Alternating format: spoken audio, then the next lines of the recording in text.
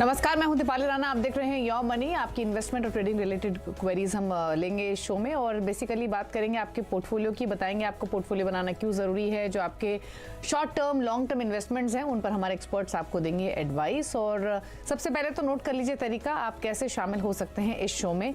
और व्हाट्सएप के through, social media platforms के थ्रू आप कनेक्ट कर सकते हैं। 7045220000 हमारा व्हाट्सएप नंबर है। आप CNBC आवाज़ के सोशल मीडिया प्लेटफॉर्म्स पर जाइए, फेसबुक, ट्विटर पर, वहाँ पर #आज का आवाज़ योर मनी लिखकर अपने सवाल भेज दीजिए। और साथ ही yourmoney@nw18.com पर आप अपने क्वेश्चंस हमें ईमेल कर सकते हैं तमाम डिटेल के साथ। तो ये है तरीका इस शो में शामिल होने का।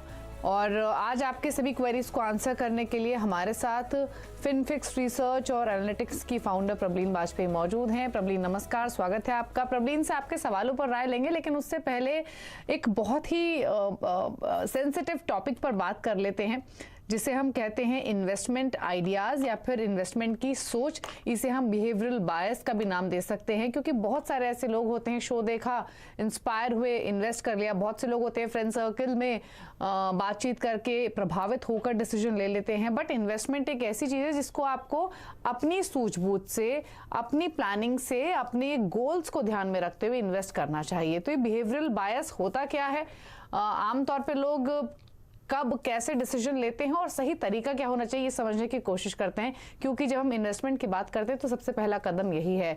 तो प्रबलीन, बताइए हमारे व्यूअर्स को कि कितने तरीके के बायस होते हैं, कैसे लोगों को सोचना चाहिए, प्लान करना चाहिए। नमस्कार दीपाली, सबसे पहले तो आपको और CNBC आवाज के सभी व्यूअर्स को नववर्ष की बहुत सारी शुभकामनाएं। बिहेवियरल बायस एक बहुत इंपॉर्टेंट कंपोनेंट है जो हम लोगों की लाइफ में देखते हैं और उनकी इन्वेस्टमेंट जर्नी का भी एक बड़ा क्रिटिकल पार्ट है। ज्यादातर जो थ्योरीज चाहे इकोनॉमिक्स और फाइनेंस की बनी हैं वो एक बेसिक अजम्पशन पे हमने बनाई है कि जो इन्वेस्टर्स हैं और इंडिविजुअल्स हैं वो रैशनल होते हैं, हमेशा एक रैशनल और सूझबूझ से डिसीजंस लेते हैं।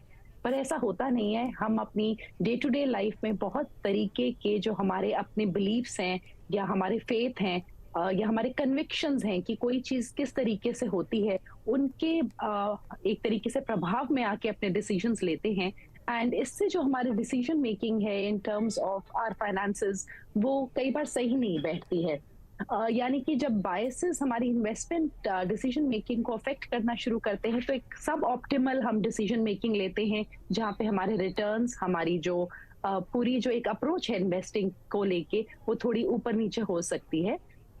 एंड इसको ऑब्वियसली ओवरकम करने के बहुत तरीके हैं, पर सबसे पहले इनको समझना जरूरी है कि हम इनको डिटेक्ट कैसे करें। और 3 मेन बायसेस हैं दीपाली जो हम देखते हैं। एक बेफी बैरोमीटर है जो पिछले सालों के दिखाता है आंकड़े की किस टाइप का बिहेवियरल बायस इन्वेस्टर्स में सबसे ज्यादा देखा गया।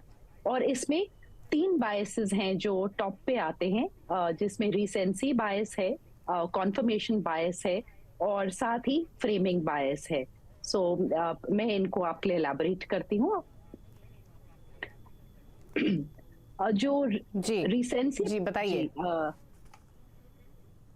जो रिसेंसी बायस है दीपाली वो हम सबसे कॉमनली देखते हैं, आपने भी देखा होगा इन्वेस्टर्स में कि पिछले साल के रिटर्न देखे, अच्छे हैं तो उसी फंड में लगा दिया, बुरे हैं तो उस फंड से दूर हो गए। सो रिसेंसी बायस कुछ नहीं है, बहुत शॉर्ट टाइम पीरियड की जो भी मार्केट में मूवमेंट होती है या इंटरेस्ट रेट में मूवमेंट होती है उसको देख के अपना डिसीजन मेकिंग लिया। अगर गोल्ड अच्छा कर रहा है तो गोल्ड में इन्वेस्ट कर दिया, इक्विटीज अच्छा कर रही हैं तो इक्विटीज में इन्वेस्ट कर दिया। तो हम लॉन्ग टर्म व्यू नहीं ले रहे हैं यहाँ पे, हम शॉर्ट टर्म मूवमेंट के बेसिस पे अपने डिसीजंस को लेना शुरू कर देते हैं। ये पहले तरीके का बायस है। सेकंड नंबर पे जो बायस बहुत ज्यादा देखा गया है वो है कॉन्फर्मेशन बायस। हम सबके अपने कुछ बिलीव्स होते हैं और कॉन्फर्मेशन बायस में हम क्या करते हैं कि हम चुनिंदा इंफॉर्मेशन को पिक करना शुरू कर देते हैं जो हमारे बिलीफ को, हमारे थॉट प्रोसेस को सपोर्ट करता है। अगर कोई कहता है कि मैं इक्विटीज में पैसा नहीं लगाना चाहता तो वो हमेशा ऐसी न्यूज ही देखना चाहेंगे, ऐसी खबर ही पकड़ते हैं जहां पर दिखाया जाता है कि इक्विटी मार्केट्स गिर गई, वोलेटिलिटी है, यानी कि पॉजिटिव साइड बिल्कुल नहीं देखना चाहते। जो उनकी सोच है उसी को वो कॉन्फर्म करने की तरीके से, एक तरीके से कोशिश करते रहते हैं। और जो तीसरा है जो अक्सर हमने देखा है जिसको हम मार्केटिंग में भी यूज करते हैं, ये हो गया हमारा फ्रेमिंग बायस। फ्रेमिंग बायस में दीपाली अक्सर बहुत ही जो पॉजिटिव इंफॉर्मेशन है जो उस टाइम पे यूज हो रही है उसको दिखाया जाता है और नेगेटिव इंफॉर्मेशन को हाइड किया जाता है। इसीलिए कि मार्केटिंग स्ट्रैटेजी भी है। तो अच्छे पॉइंट्स को सामने रखा जाता है और इसमें अक्सर हमने देखा है आईपीओस के टाइम पे फ्रेमिंग बायस का शिकार होते हैं इन्वेस्टर्स, जहां पे वो कंपनी की रोबस्ट ग्रोथ और आंकड़ों में आ जाते हैं, बट एक अगेन ओवरव्यू उनका मतलब उतना सधा हुआ डिसीजन नहीं ले पाते हैं, बिकॉज उनको इन्फॉर्मेशन बहुत ही एक टेम्पटिंग तरीके से ऑफर की जाती है और लगता है कि हम छूट ना जाए अगर हम इस फंड या हम इस आईपीओ में पैसे नहीं डालेंगे। ओके, चलिए, तो ये कुछ बातें बताई हैं आपको प्रबलीन ने कि ये बहुत ज़रूरी होता है बिहेवियरल बायस का फंडा, और कब कब क्या क्या सोच इन्वेस्टर्स के मन में आती है और कैसे वो बायस उनके डिसीजन, उनके इन्वेस्टमेंट्स को इम्पैक्ट करता है, वो तमाम बारीकियां समझाई। थोड़ा सा टेक्निकल टॉपिक है बट आई एम श्योर आपको समझ में आया होगा जो प्रबलीन ने यहाँ पर आपको समझाया। प्रबलीन, क्विकली क्वेश्चंस पर जंप करें उससे पहले एक चीज़ और आपसे जानना चाहेंगे। ये हम तो बिहेवियर्स की बात कर रहे हैं, बट एक आइडियल बिहेवियर क्या होना चाहिए? किन 3 बातों को ध्यान में रख के, भले ही आप किसी से भी कुछ भी इन्फ्लुएंस हो रहे हैं, बट क्या वो 3 बातें ध्यान में रखें जब आप कभी भी किसी से इन्फ्लुएंस हो और तब आगे बढ़े? तो मेरे ख्याल से 3 चीजें जो काफी इंपॉर्टेंट है दीपाली, वो है कि हर जो पर्सनल फाइनेंस की जर्नी है उसमें पर्सनल पैसे पहले आता है और फाइनेंस बाद में आता है। यानी कि आपकी अपनी सूटेबिलिटी देखना बहुत जरूरी है जब भी आप किसी का सजेशन उठाते हैं। हम लोग भी अगर आज के शो में बहुत सारे पॉइंट्स सामने रखेंगे, हर चीज हर इन्वेस्टर पे एप्लीकेबल नहीं होती है, तो एक अपनी पर्सनल सूटेबिलिटी देखना बहुत इंपॉर्टेंट है। सेकेंडली, आपको ये समझना जरूरी है कि किसी चीज का एक रोल आपके ओवरऑल पोर्टफोलियो में क्या होने वाला है। हम कई बार घबरा जाते हैं कि हमें लगता है नहीं, हमें रिस्क नहीं लेना है। दीपाली, अगर हम देखें तो कई बार इक्विटी में पैसे डालना भी एक बहुत बड़ा रिस्क हो सकता है, क्योंकि हमारा जो रियल रिटर्न है लोगों का नेगेटिव में चला जाता है, उनकी परचेजिंग पावर कम होती है। तो यानी कि चीजों को सरफेस से उतर कर थोड़ा सा डीपली समझना बहुत ज्यादा जरूरी है। और तीसरी चीज जो मैं यहाँ बोलूंगी, जो एक अथॉरिटी बायस का भी एक रूप होता है कि फिन इन्फ्लुएंसर्स जो होते हैं, हम यूट्यूब पे देख लेते हैं, अगेन बहुत परफेक्ट तरीके से बहुत सारी इंफॉर्मेशन प्रेजेंट की जाती है। एक गहराई से उसमें जरूर जाए और आप किसी का एडवर्टीजमेंट देख के या किसी ने कोई चीज रिकमेंड की है उसके एकदम फॉलो मत करिए। आप उस चीज को प्लीज समझ के फिर इन्वेस्टमेंट्स करिए। ओके, चलिए ठीक है। तो ये आपको तमाम बातें बताई गई हैं, कुछ खास बातें भी बताई हैं प्रबलीन, उनको ध्यान में रखिए जब भी आप इन्वेस्टमेंट का पहला कदम रखें। लेकिन जो सवाल लेते हैं, पहले कॉलर अंशु हमारे साथ मौजूद है। अंशु, नमस्कार, बताइए क्या सवाल है आपका? Hello, good evening ma'am. Good evening ma'am, मेरा क्वेश्चन है, my age is somewhere around 29 years and I've already shared the details of all the investments that I'm currently doing. मेरी मैम टोटल 5 इन्वेस्टमेंट्स है 5 funds में। First is SBI mutual fund, second is axis mid cap, third is ICICI prudential large and mid cap, fourth is Kotak emerging equity and fifth is index fund which is Nifty next 50 from ICICI prudential house. Ma'am, मेरा question है, अभी जो मेरी approximate amount जा रही है that is somewhere around 60,000। जो मेरी करंट पोर्टफोलियो है जो और जो स्कीम्स है, if those are the good funds and मुझे 20,000 की एक्स्ट्रा SIP करनी है, so shall I top up the existing SIPs that I have, और मुझे कोई और स्कीम लेना चाहिए अपने पोर्टफोलियो में? ठीक है, तो प्रबलीन आपने इनका सवाल सुना। 59,000 के SIP है, 30 लाख इनके पोर्टफोलियो की वैल्यू है, 2 करोड़ को टारगेट, 5 इयर्स में 20,000 के SIP बढ़ाना चाहती हैं। फंड्स की डिटेल्स आपके पास हैं, ज्यादा क्लटर्ड पोर्टफोलियो नहीं है, अच्छी बात यह है, कॉम्पैक्ट पोर्टफोलियो है। क्या सजेशन है इनके लिए? जी, अंश जी का अच्छा पोर्टफोलियो है, अच्छा अमाउंट भी इन्वेस्टमेंट का डाल रहे हैं। मेरे ख्याल से एक इनने टारगेट भी दिया है, अगले 5 साल में एक रकम जो ये जमा करना चाहती हैं। एक 11% के रिटर्न पे पहले तो दीपाली अगर हम देखें तो जो एक्यूमुलेशन है वो 1.1 करोड़ की हो सकती है। मैं पिछले 5 साल का निफ्टी का रिटर्न यहाँ पे ले रही हूँ, 11.4% रहा है। एक ओवरऑल पोर्टफोलियो पे सेम रिटर्न पे मैं देख रही हूँ, तो ये करीबन 1.15 करोड़ जमा कर सकते हैं। 8 साल लग जाएंगे जो इनका अपना गोल है 2 करोड़ का उसको पहुंचने में, विद द 59,000 प्लस जो 20,000 उनकी इन्वेस्टमेंट होगी। जहां तक इनके पोर्टफोलियो का सवाल है, अच्छे फंड्स हैं। एक पैसिव फंड भी इनने डाला है, पर मैं बोलूंगी पैसिव फंड इनने लार्ज कैप स्पेस में नेक्स्ट 50 डाला है। इनके पास ऑलरेडी एसबीआई ब्लू चिप है और आईसीआई प्रूडेंशियल का लार्ज एंड मिड है, जिसमें ये काफी बड़ा अमाउंट डाल रहे हैं। 20,000 का जा रहा है। सो आई थिंक यहाँ पे दो मैं पैसिव इन्वेस्टिंग को काफी अच्छा मानती हूँ। मैं यहाँ बोलूंगी कि नेक्स्ट 50 को ये अगर इन्वेस्टमेंट होराइजन 5 साल का ही है तो अवॉइड कर सकती हैं, और एसबीआई ब्लू चिप में उसका एलोकेशन बढ़ाया जा सकता है। कुछ ग्लोबल मार्केट्स में एक्सपोजर लिया जा सकता है। यूएस मार्केट्स इस टाइम पे बहुत ज्यादा बीटन डाउन है, सो आई थिंक वो एक अच्छा तरीका होगा। S&P 500 आप उठा सकते हैं। एंड एक अगर एग्रेसिव की हम बात करें, अगर इन्वेस्टमेंट होराइजन थोड़ा लंबा रखा जा सकता है 7 से 10 साल का, तो एक स्मॉल कैप की एडिशन हो सकती है। उसके अलावा अच्छा पोर्टफोलियो है, थोड़ा ओवरलैप है already large and mid and large cap में, सो उन्हीं में कंटिन्यू करें। एंड इसके अलावा जो दो मैंने फंड्स बताए हैं, global allocation and small cap, अगर लंबा होराइजन रखा जा सकता है तो। ओके चलिए, तो आपके पोर्टफोलियो पर सलाह दे दी गई है और आपका जो फिलहाल पोर्टफोलियो है, आप इस पोर्टफोलियो से 10 करोड़ का कॉर्पस 5 इयर्स में आसानी से एक्यूमुलेट कर सकेंगी। 79,000 के एसआईपी की आपको जरूरत पड़ेगी अपने गोल को हासिल करने के लिए। SBI blue chip, ICICI pru next 50, इससे आप एग्जिट कर सकती है। एसबीआई ब्लू चिप में एसआईपी बढ़ा सकती हैं। विदेशी फंड्स में भी एक्सपोजर आप ले सकती हैं। तो ये तमाम बदलाव आपको सजेस्ट किए गए हैं। चेतन पंड्या हमारे साथ मुंबई से हैं। चेतन, गुड इवनिंग, बताइए क्या सवाल है आपका? अच्छा मैडम, मेरा एक्चुअली सवाल ऐसा है कि अभी मेरा 20,000 का सीप चल रहा है। I have required from at the age of 50,000 plus regularly at the like retirement, and now I am continuous 20,000 SIP is continue. तो माय फंड वैल्यू कितना रहेगा 55 एज के अंदर? तो मेरे को इससे भी अदर एक्सपेंसेस मेड करने का रहता है, तो लाइफ के लिए कर सकूं। अच्छा, तो यानी आप जानते हैं 55 इयर्स की एज में कितना कॉर्पस हो जाएगा, करेक्ट? यही सवाल है आपका? कॉर्पस और 50,000, या कॉर्पस। ओके, यानी 44 साल आपकी उम्र है। अब से 11 साल बाद आप कितना एक्यूमुलेट कर लेंगे, ये आप जानना चाहते हैं। 20,000 की एक्सिस्टिंग एसआईपी है। मेरे एसेट mid cap, SBI focus equity, इन दोनों में 2-2 हजार की एसआईपी है। बाकी 3 फंड है, मेरे एसेट का इमर्जिंग ब्लू चिप, मेरे एसेट बीएफएस फंड और एसबीआई स्मॉल कैप, इनमें 5,000 ईच आप इन्वेस्ट कर रहे हैं। टोटल पोर्टफोलियो की value as of now 27 lakh है। बताइए क्या सजेशन इनके लिए?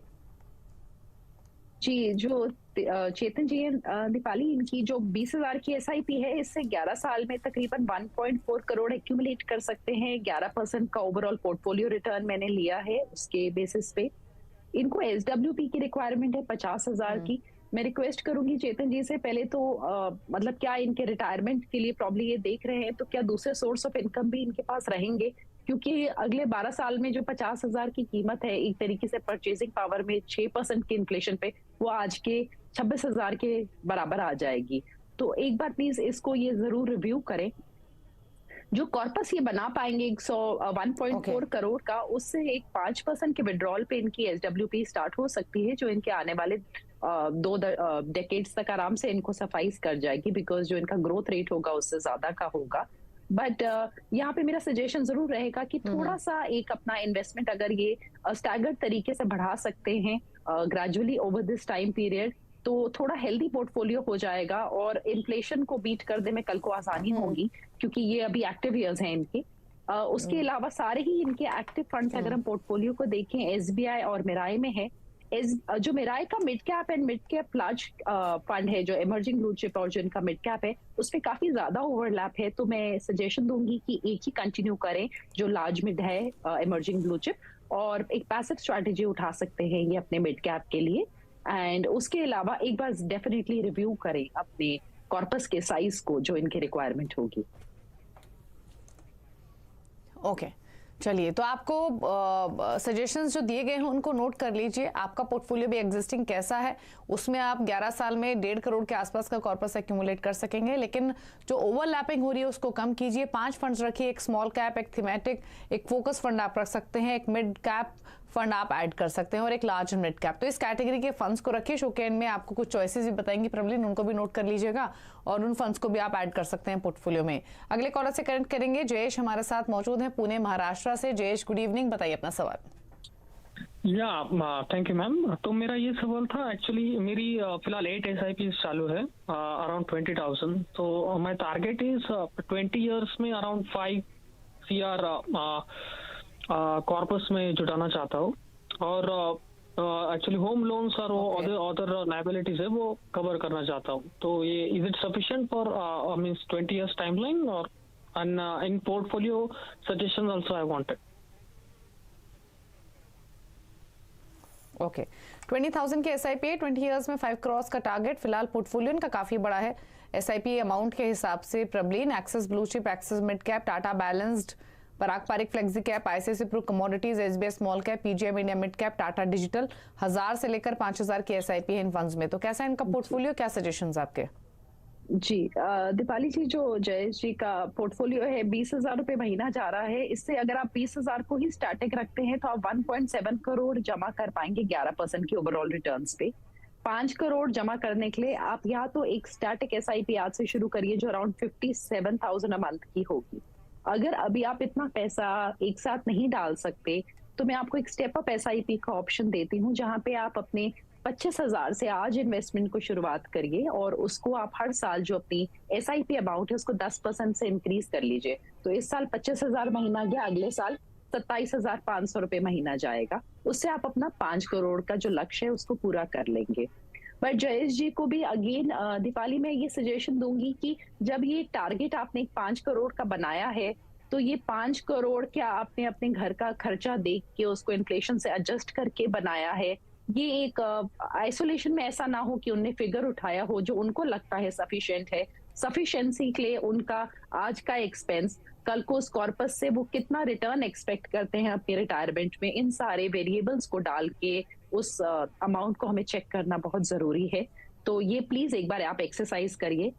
फंड्स थोड़े ज्यादा है, 8 फंड उठाए हैं, तो लार्ज कैप में मैं बोलूंगी प्लीज एक पैसिव स्ट्रैटेजी उठा लीजिए। ब्लू चिप को एग्जिट किया जा सकता है। 2 मिड कैप के एक्टिव फंड्स हैं, एक को हम मिड कैप इंडेक्स से रिप्लेस कर सकते हैं, एक को आप कंटिन्यू कर लीजिए। और जो आपके पास सेक्टोरल फंड्स हैं उन पे थोड़ा सा आप चेक रखिएगा, क्योंकि सेक्टोरल फंड्स ज्यादा वोलेटिलिटी रखते हैं और सिक्लिकल होते हैं, तो उस पे एक चेक रखने की जरूरत है। अदरवाइज एलोकेशंस आपकी ठीक है। एक टाटा जो बैलेंस्ड एडवांटेज है उसको भी आप अभी के लिए एग्जिट कर सकते हैं। 20 साल का होराइजन है, आप एक प्योर इक्विटी फंड को उठा सकते हैं। ठीक है, तो ये आपको बताया गया है आपके पोर्टफोलियो के बारे में। आप फिलहाल 2.25 करोड़ के आसपास का कॉर्पस एक्यूमुलेट कर सकेंगे।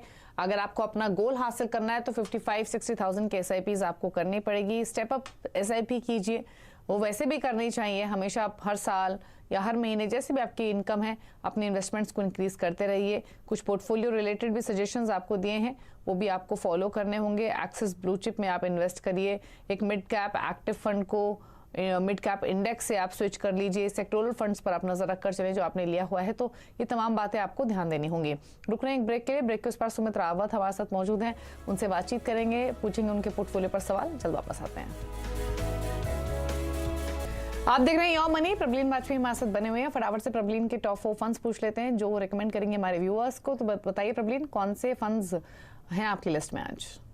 हाँ जी दीपाली, 4 फंड्स हैं दीपाली। सबसे पहला मैं बोलूंगी नए साल में जो एक इंटरनेशनल एलोकेशन है, मैं उसको एक महत्वपूर्ण हिस्सा मानती हूँ पोर्टफोलियो का। तो S&P 500 या नाज़डैक 100 में थोड़ा एलोकेशन, बहुत ज्यादा नहीं, 5 से 10% का पोर्टफोलियो में रखा जा सकता है। जिन इन्वेस्टर्स का लॉन्ग टर्म व्यू है उनके लिए ये एक पैसिव स्ट्रैटेजी है। सेकंड, एक मिड कैप में अगेन एक्सपोजर लेने के लिए, बिकॉज हम लोग जब देखते हैं कि लोग 2 या 3 मिड कैप फंड्स उठा लेते हैं दीपाली, सो उस कंफ्यूजन से बचने के लिए मुझे लगता है कि एक मिड कैप पैसिव स्ट्रैटेजी बहुत अच्छा तरीका है, specially do it yourself investors के लिए। सो एक normal market cap based index ले सकते हैं। लार्ज कैप स्पेस में मैं एक इक्वल निफ्टी की सलाह दूंगी, जहां पे हमारी जो टॉप 50 कंपनीज है हमें उनका एक्सपोजर इक्वल प्रोपोर्शन में मिलता है 2% का। और उसके अलावा एक एक्टिव फंड की सलाह है मेरी, जो SBI का फोकस्ड इक्विटी फंड है। आई थिंक ये मैंने पहले भी रिकमेंड किया है, एक तरीके से मेरी पसंदीदा फंड है। अच्छा इसका पोर्टफोलियो है, लार्ज एंड मिड कैप का एक्सपोजर मिल जाता है, स्मॉल कैप भी थोड़े अमाउंट में है, and it's a very nicely managed fund. But investors अपना ड्यू डिलिजेंस जरूर करें किसी भी इन्वेस्टमेंट को करने से पहले. It is just a suggestion. Okay okay, तो ये फंड्स इन्हें नोट कर लीजिए, और तमाम व्यूअर्स जिनको शो में सलाह भी दी है प्रबलीन ने, उनके लिए भी ये फंड्स कारगर होंगे, तो आप नोट कर लीजिए सभी फंड्स को. शुक्रिया प्रबलीन आने के लिए शो में और अपने व्यूज सभी क्वेरीज को देने के लिए. रुकने के साथ एक ब्रेक ले, ब्रेक के उस पर आवाज समाचार. नमस्कार.